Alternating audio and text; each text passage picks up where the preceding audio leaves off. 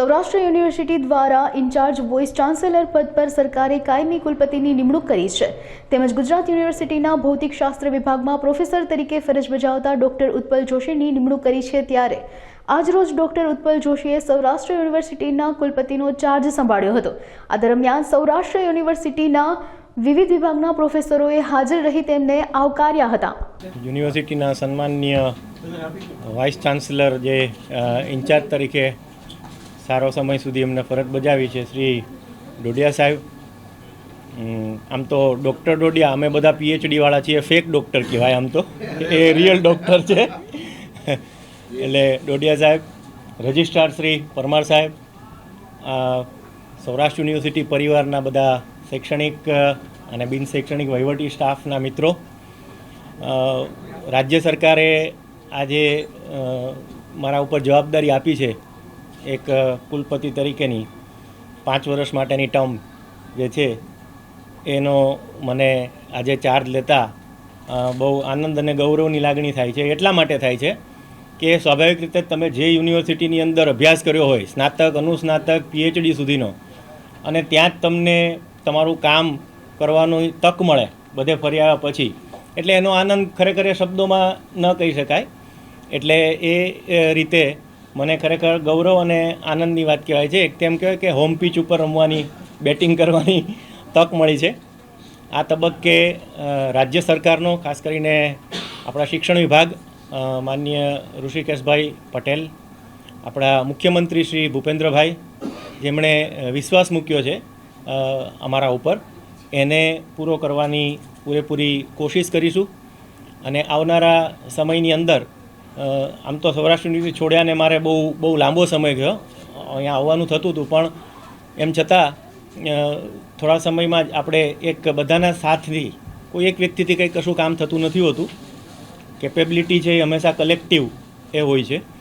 એટલે એમાં વિદ્યાર્થીલક્ષી જે કંઈ પ્રોજેક્ટ્સ થાય, કામ થાય, એમાં જે કોઈ અધ્યાપકો છે અહીંયા, એ બધાના સાથ સહયોગથી, વહીવટી સ્ટાફના સાથ સહયોગથી, અને અહીંના જે ઇન્ચાર્જ વાઇસ ચાન્સલર રહ્યા છે, જેમણે ખરેખર સેવા આપી કહેવાય. ઇન્ચાર્જ તરીકે એટલે થેન્કલેસ જોબ કહેવાય, કારણ કે તમે પરમેનન્ટ તે પોઝિશન ઉપર નથી, એમ છતાં પણ they have given there best, નિષ્ઠાપૂર્વક કામ કર્યું છે. આ બધા જ વચ્ચેનો જે ગાળામાં કુલપતિશ્રી હતા ડોડિયા સાહેબ, આ બધાનું માર્ગદર્શન લઈ અને એક આગળ વધવાનો નિષ્ઠાપૂર્વક પ્રયત્ન કરીશું. આ તબક્કે ખાસ જે મીડિયાના સાથીઓ છે એ લોકોને પણ એક રજૂઆત એવી ખાસ એક અપીલ કરવાની થાય કે નેગેટિવિટીને બધી પાછળ ઉપર છોડીશું, અને જે કંઈ છે સમાજની અંદર જેમ પોઝિટિવ આપીશું એમ આપણને પોઝિટિવ આપણી પાછું મળશે. એટલે એની પણ એક આપણે ધ્યાન રાખીએ, જવાબદારીપૂર્વક જે કંઈ આપણું આકલન છે એ આકલન કરીએ, આવી એક નમ્ર મારી વિનંતી છે.